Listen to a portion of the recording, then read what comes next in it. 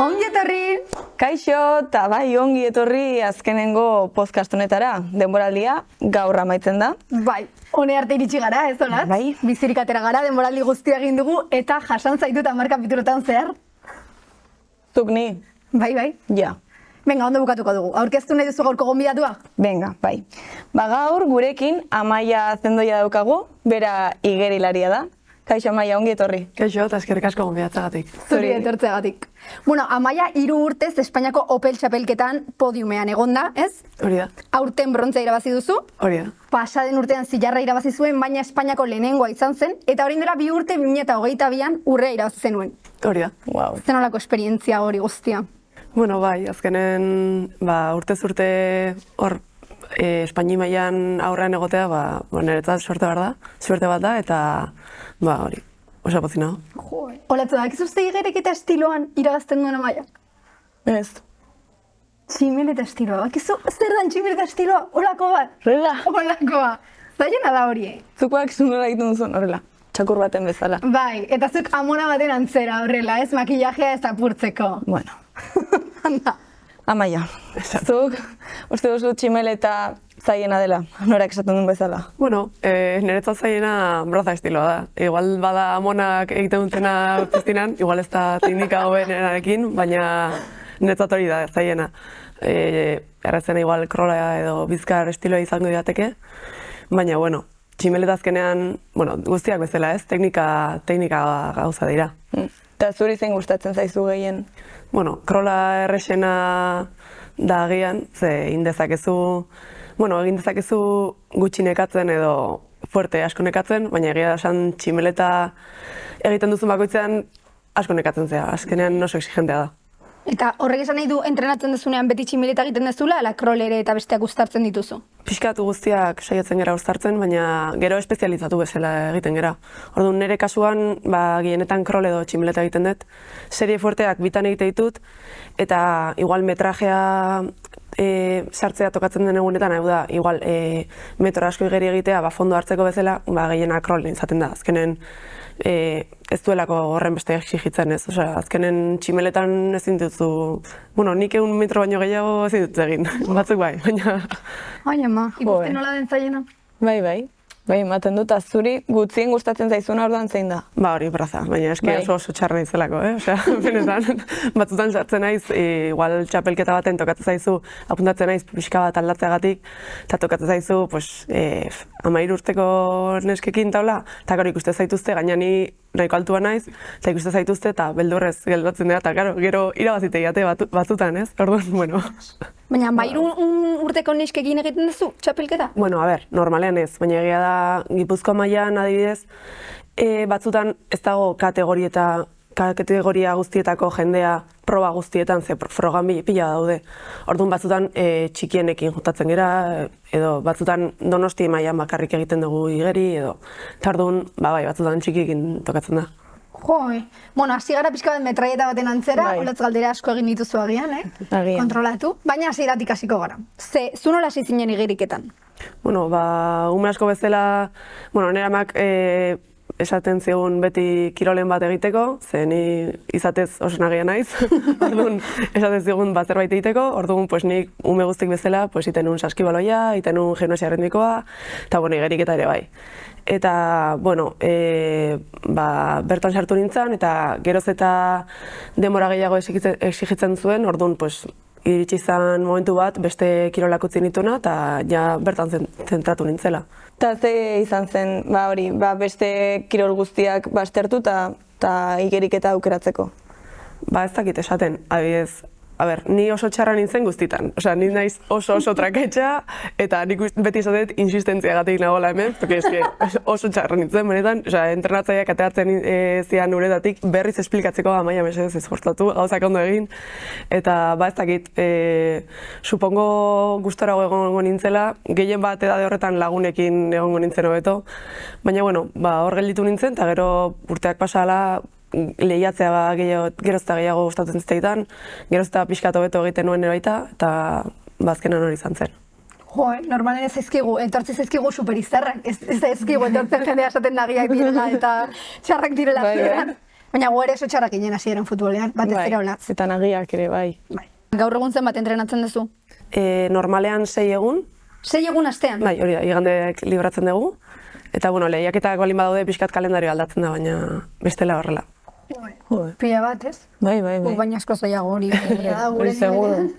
Ordutegiaz aparte, eguraldiak ere markatzen du, ze ikusi dugu zuk ere urrirekietan entrenatzen duzula, ez? Bueno, normalean igeriketako denboraldia egiten dut, osea, ni adibidez, osea, nik egiten duten kirola igeriketako, osea, igerilekuko igeriketa da. Baina bai egia dela, batzutan denboraldia bukatzen denean, urirekietan dagoela, hemen trabesia asko goten dira. Eta batzutan apuntatzen naizela, baina ja gehiago da, denbora pasa bezala, edo, bueno, pixka bat, batzutan aprobetxatzeko, forma honean zaudela, eta, bueno, lehiatzeko beste forma bat bezala, ez? Baina ozio bezala, pixka bat. 6 egun astean ez dituztu aski, eta beste dena aurratu hartzara. Baina, eta zer nahiago duzu, igeriketa itxia, ez? Bai, normalean bai. Hori da, aldatzea ondo dago. Osea, niri gustatzen zait. Hala ere oso gogorra da, ze azkenean distantziak asko luzatzen dira. Ni normalean, tximeletan igo naiz podiumera azken urteetan, eta hori nire froga berena da 50 metro. Hori dira 26, 27 segundo. Eta adibidez, hemen egiten dut trabesietako bat, da Getaria Zarautz, da oso famatua, hori ia 3000 metro dira, orduan, karo. Ez da esfortzu berdina, entrenamendua ez da berdina ez dare, orduan, Claro. Oso gogorra da. Bai, eta, segundoak aipatu dituzu, eta lehiaketa horretan askotan milesimek erabakitzen dute zein den txapelduna. Momentu horietan, ez da, presioa edo sentitzen duzuzuk? Bai, bueno, ez dakit presioa den, nik beti garrantzia kentzen saiatzen naiz. Egia da batzutan, final batean zaudela edo lehiaketa batean zaudela, eta badakizula zentesima batzuengatik izango dela irabazlea, ez? Eta orduan, beti pentsatzen dut, edozein gauza ondo edo gaizki egin, eta den aldatzen da, ez? Orduan, azkenean ohitu egiten zara baita, beti da horrela, ez? Beti zehazuk, besteekin ari zara lehiatzen, baina pixkat kronometroarekin ere, bai, ez? Orduan, ohitzen zara, baina batzutan zaila da ikusten. Beste batek irabazi duela 0,01 segundu batik. Edo batzutan alrebes, batzutan zuzea irabazten duena, baina, bueno. Eta zuk uretan zoazela ikusten duzu aldemenekoa pareira doala edo... Bueno, batzutan bai, batzutan ikusten da, tximeletan zailagoa da, ez? Posturagatik gaina aurrera begira bezala zoaz, ez? Kronen egia da, arnasketa egiten duzunean burua mugitu eta pixka bat, bueno, teknikoki ez da asko mugitu behar, ez? Baina, bueno, egia da, zu karreran begiratzen zoazela. Eta, bueno, nik momentu horretan askotan pesatzen nola, ni altua naizen, eta beste batekin parekatuta banoa beti izatez, venga, zuk badakazu, zure besoa pixkat luzeago da, así que venga. Baina, bueno. Eta kontatzen duena lehenengoa da besoa, ez burua. Osea, azkenen zudakazu, paretean plaka bat, horrek denbora hartzen duena. Orduan zuk, iristerako momentuan plaka ikutzen duzunean, horrek sentsore batzu dauzka, eta hori da kronometroa gelditzen duena. Osa, hori da azkenan futbolean barraren antzekoa, ez? Bai, gira esan futbol. Bai, futbol ez dakit asko, baina bai. Barra da, arbitroak erabaki bat hartzen duenean edo ez duenean hartzen, arbitroak dauzka laguntza batzuk barruan, eta orduan kameretatik ikusten da ea erabakia ondartu duen edo ez, edo hori. Bai, azkenen, antzekoa da. Azkenen automatizatu dago dana, eta ez dago pertsona bat kronometroarekin denbora bat hartzen, ez? Osea, dana zuk ikutzelakoan gelditu egiten da, eta ez dago hor ezin zea zertu, osea, denbora hori egin duzu, eta listo. Eta bakarrik egiten duzu beti lehiaketa, ala taldeetan ere egiten duzu? Taldeetan ere bai, taldeetan egiten dira erreleboak, atletismoaren moduan, ez? Jartzen dira lauko ekipoak, eta egiten du bakoitzak karrera bat. Badaude distantzia desberdinekoak, adibidez, bat izan leheke 4 biderreun, hau da, 4 pertsonek 1 metro egiten dituzela. Orduan, bata iristen denean, hurrengo salto egin behar du, eta horrela 4 arte. Eta hemen, emakume kirolari pila bat ekartzen ditugu, 3 denboraldietan zehar, eta gehienetan, beraiek kontatzen digute, oztopak bai izan dituztela, edo emakume izateagatik, justamente, edo batzuetan, beraien kirola minoritarioa delako, eta oztopak dituztelako laguntzengatik. Zuk aurkitu dituzu oztopoak emakume izateagatik, kirolarengatik edo horrelakoak? Emakume izateagatik egia esan ez, osea, sortea daukagu mutilekin berdin egiten dugula lehiatu, separatuta egiten dugu lehia, ze denborak ez dira berdinak, baina bai oso berdintxua dela alde horretatik. Adibidez, azken urteetan sartu dute modalitate berri bat, direla erreloak, oraintxe esplikatu dutena, mutila eta neskekin. Orduan, bi mutilak dira eta bi neskak. Orduan, pixkat badira neurri batzuk, dena berdintxoago izateko, eta nire adibidez hori asko gustatzen zait. Eta hori olimpiadetan eta horrela ere egiten dute? Bai, hori da. Sartu dute ez dakit orain dela zenbat olimpiada, baina bai, eta oso interesgarria da azkenean, ze hori, mutilek eta neskak adibidez ez dute denbora berdinak egiten, orduan batzutan aurkitzea mutil batekin ondoan lehian, eta gara ez da berdina, eta bueno, egia esan interesgarria da, eta pixkat berria. Azkenean dela nola den kirol bat beti pixkat berdinarekin aurkitzen zeana, hori, modalitate desberdinak sartzea beti dago ondo. Bai, interesgarri. Beste kirol batzuetan ez da hori gertatzen, ez dira mistoak egiten. Eta profesionalizatzeko bidea badago, ala oraindik ez? Bueno, a ber, azkenean, agian olimpiadetara juten diren igerilariak badauzkate diru laguntzak eta baina batetik gutxi dira, eta agian dirua ematen die urte batzuetan diru bat jasotzeko, ez, baina ez da kirol karrera bat egiteko ez da nahikoa. Bizirauteko ez du ematen? Ez, igual agian Mireia Belmonte batek, ez dakit ezagutzen duzuen, agian emango dio, ez, bizitzeko, baina ez da kasu normala. Eta hori, izan behar dira, olimpiadetako igerilariak, minimo. Eta olimpiadak aipatu dituzula, zu, olimpiadetara joateko ez dakit ametsa edo daukazu? Nik egia esan ez dut, oso urrun dagoen posibilitatea da niretzat. Batez ere, niri hobekien juten nahi zaiten froga 50 tximeleta delako eta ez dago olimpiadetan. Ze olimpiadetan 50 metroko froga krolen bakarri dago, eta beste estiloetan 100-etik aurrera existitzen dira.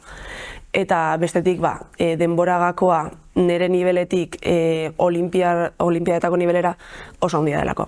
Igual nire kasuan saiatu beharko nintzateke horretara bakarrik dedikatzen, eta agian ez nintzateke iritsiko ez da ere, ez da erraixa. Baina, bueno, nik lanarekin egiten ditut bi gauzak eta horregin oso pozik nago, así que, bueno. Baiz zu ingenieritza ikasisten nuen, ezta? Bai, hori da. Eta gaur egun uztartzen dituzu ingenieritza lanak eta igereketa? Hori da. Goiz ez lan ingenieri bezala, eta gero piztinara noa korrika eta presaka, eta bueno, horrela. Eta mundu honetan badukazu, ez dakite referenterik edo? Zaila da esaten, baina azkenen igerilari pila bat segitzen ditut. Badago igerilari suediar bat, Sara Sjöström deitzen dela. Nola? Sara Sjöström, bueno, ez dakit ondo esaten duten, segura eski ez, baina, bueno, eta berak justo nire froga berdinak egiten du bai krol eta bai mariposa. Eta, bueno, azkenen berak dauzka igual 30 urte, eta nire kirolean hori zarra da, osea, badaude kirolariak edade horrekin ez, baina beti jartzen ditu Instagrame eta pixkat bromak beti zarrena dela, baina egia esan munduko errekorra dauka eta ez dio inork irabazten. Baina beti dago brometan zarrena dela eta ni azkenen Gipuzkoako zonaldean eta Euskadiko zonaldean ere bai, nesketan zarrenetarikoa naiz. Orduan pixkat reflejatuta ikusten naiz horrekin, eta hori. Bueno, eta pasaden astean, gurekin Leire Fernandez egon zen gogoratzen duzu, eta Leire Fernandez da Nikroseko korrikalari bat, txakurrarekin korrika egiten du, zoramena. Eta oso jatorra. Eta berak galdera bat utzi zuen zuretzako, beraz jatiko dizugu, eta jazen erantzuten diozu. Zein da, bere esperientziagatik, zein izan da, ikasi duen aholku edo bibentzia garrantzitsuena. Zaila da, esaten. Azkenean niretzat da pixka bat importantzia kentzea, ez? Ze batzutan kronoarekin lehiatzean zaila da batzutan agian denboraldi txarrak pasatzen dituzu, o ez duzu zure denborak hobetzen edo etzei iristen momentu baten eukizun nivelera, batzutan ez dakizu oso ondo zergatik. Eta presioak entzea eta saiatzea pixkate horretaz disfrutatzen niretzat gakoa da pixka bat. Oso aholku ona. Bai, ia da. Bai. Bai. Disfrutatzea pixka bat eta ustea, ez, emaitzak eta hori alde batera, ze bestela horrek frustrazioa eramaten zaidu bakarrik. Bai. Ta bueno, baina azken txanpara heldu gara, eta denboraldi osoko azken galdera. Bai. Beti egiten dugun galdera da, denei egin diogu galdera hau. Kirolari guztiei. Bai. Eta zuk erantzun behar duzu. Eta norak egingo du? Venga. Ze aholku emango zenioke zure buruari, 15 urte bazenitu. Hori lehiatzen zeunden? Bai. Agian esango nioke txapelketa guztitara juteko, ze batzutan nik ikasten nengoela, igual nintzen juten, ze ikasi behar nun. Eta gero orain lanearekin geroz eta zailagoa da guztira jutea, ze oporrak hartu behar ditut, eta bar. Eta pila bat disfrutatu dut, beti, orduan danetara jutea, eta kirolaz disfrutatzea aldeten guztiena. Oso ona. Oso aholku ona. Guk partidu guztiak ere aprobetxatuko ditugu. Bai. Bueno, hau izan dira galdera guztiak, ez? Bai, listo. Ja Eskerrik asko Maia guztiak erantzuteagatik. Eskerrik asko etortzeagatik. Da, bueno, eskerrak zuei ere. Beste denboraldi batez beste aldean egoteagatik, entzuten, ikusten, eta bueno, zuengatik gaudelako hemen, ez? Ze polita holatze, unkitzen hasian naiz. Ja denboraldi guztia ukizula, bihota dauka azkenean neska honek, ezta? Azken ñoñada esaten dudana. Azken ñoñada urrengo urten arte, ze urrengo urtean ere hemen seguro berriro egongo garela zuekin, aurten neoia lortu dugula, agian urrengo urtean platoa lortzen dugu, eta ikusiko duzue, beraz zuekin egongo gara urrengo urtean, ez? Bai. Urrengo urten arte. Aio. Agur.